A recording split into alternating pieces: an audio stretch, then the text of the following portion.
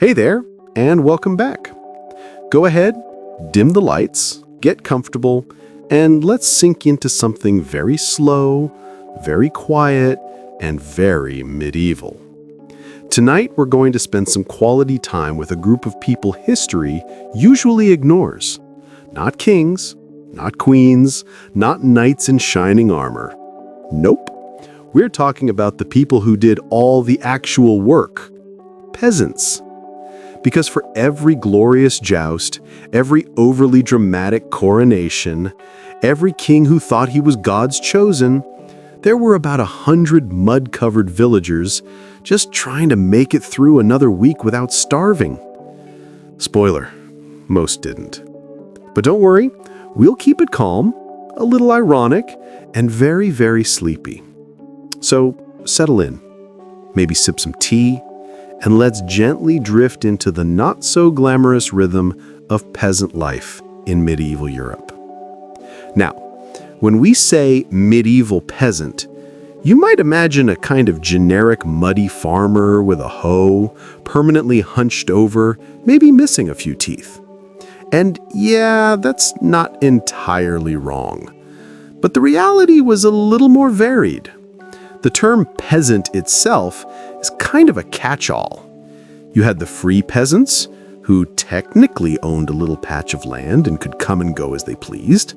Then you had serfs, who were basically stuck where they were, tied to the land, to the lord, to a lifestyle that made a treadmill look exciting.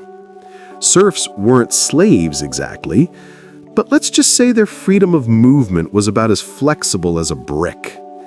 And then there were cotters, who had even less land than peasants, sometimes just a tiny cottage and maybe a goat if they were lucky. So already you've got tiers of misery. Because why have one kind of poverty when you can diversify? So what did the average peasant's day look like? Well, imagine setting your alarm clock not to a cheerful ringtone, but to the sound of a rooster screaming in your ear at dawn. And then imagine you don't have curtains, heating, or really much of a bed. Just straw, with maybe a blanket if you'd patched it enough times. You'd roll out of that luxurious setup around sunrise because work wasn't something you scheduled. Work was just constant. And it usually started before you'd even had anything resembling breakfast. Now, technically, breakfast existed. But it wasn't pancakes and bacon.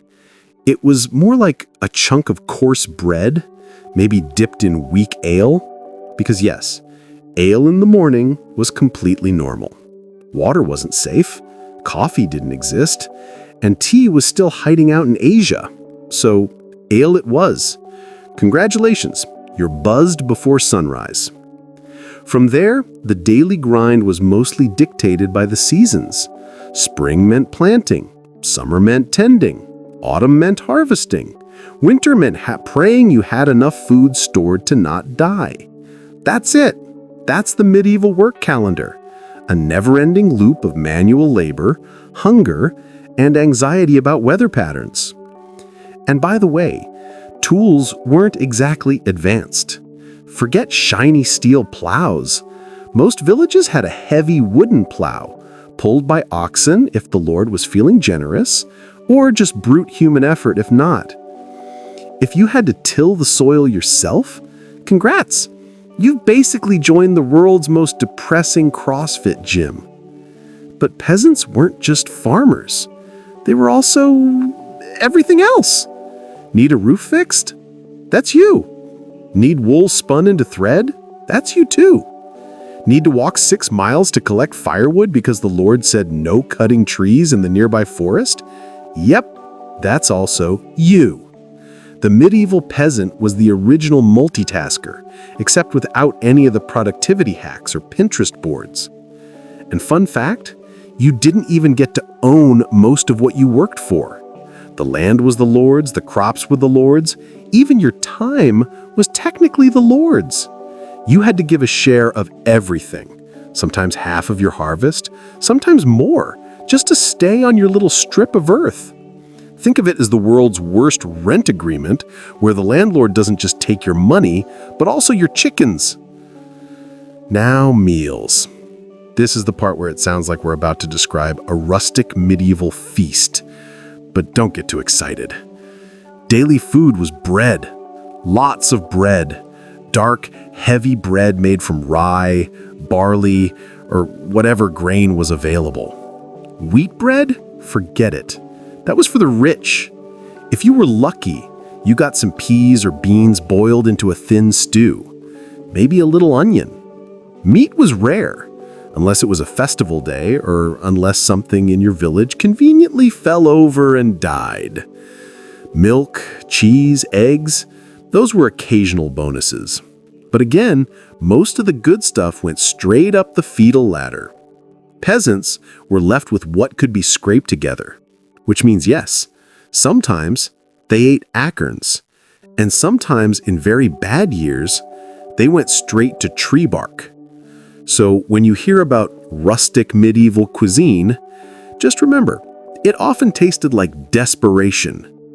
But let's float away from food for a second and talk about the social side of peasant life. Because despite all this hardship, people still lived, loved, and tried to have some fun. Holidays were a big deal.